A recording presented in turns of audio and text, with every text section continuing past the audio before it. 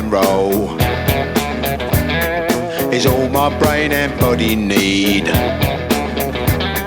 Sex and drugs and rock and roll. It's very good indeed. Ci sono un paio di modi per evitare la morte e uno di questi è essere magnifici.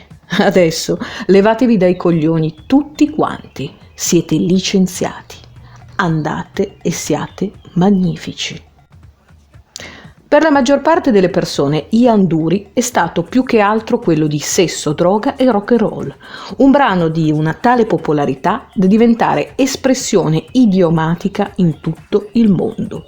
In Italia la canzone di Dury subì pure nel 1988 un terrificante remake di un giovane Giovanotti già in odore di buonismo e santità.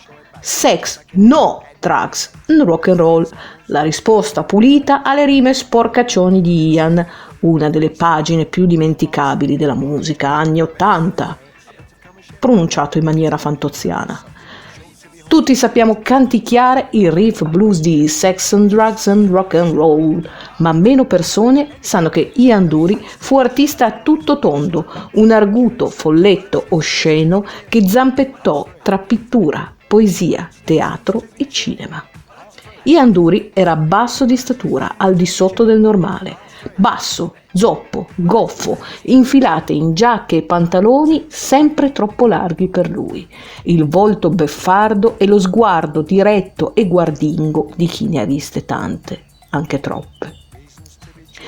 Ian Dury si era beccato la polio durante l'epidemia inglese del 1949 e, bambino, dovette imparare a convivere con l'handicap, la deformità e la crudeltà del prossimo verso gli storpi.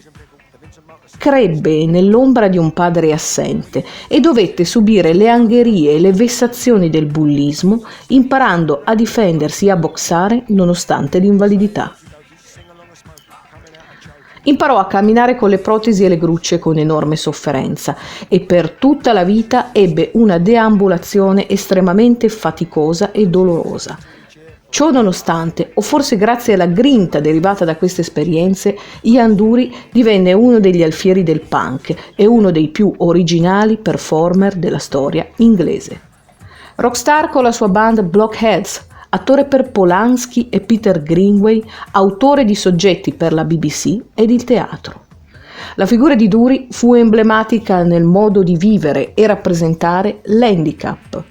Nel 1981 ricevette da importanti istituzioni l'incarico di scrivere un inno per i disabili e lui compose il dissacrante Spasticus Autisticus, grido di battaglia di chi ha una menomazione e ne ha le palle piene di essere trattato con pietà e pretende dignità e rispetto. Spasticus Autisticus, alla sua uscita, provocò enormi polemiche per l'indelicatezza con cui trattava la disabilità, ma per la prima volta si abbatté l'ipocrisia sulla malattia usando autoironia e sarcasmo nel parlare apertamente di handicap. Sono spastico, autistico. Mi contorco quando piscio perché il mio coso è un colabrodo. Perciò mettete i vostri soldini guadagnati duramente nella mia tazza e ringraziate il creatore di non essere nel mio stato.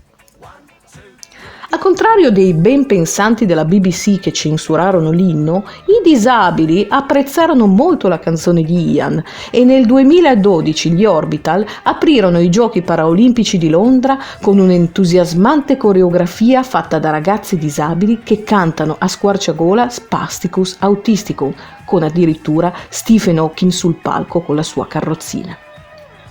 Ian morì di cancro a soli 57 anni, dopo una vita passata a sensibilizzare le persone sui temi di disabilità, cancro e AIDS e raccogliendo fondi da elargire in beneficenza ai malati.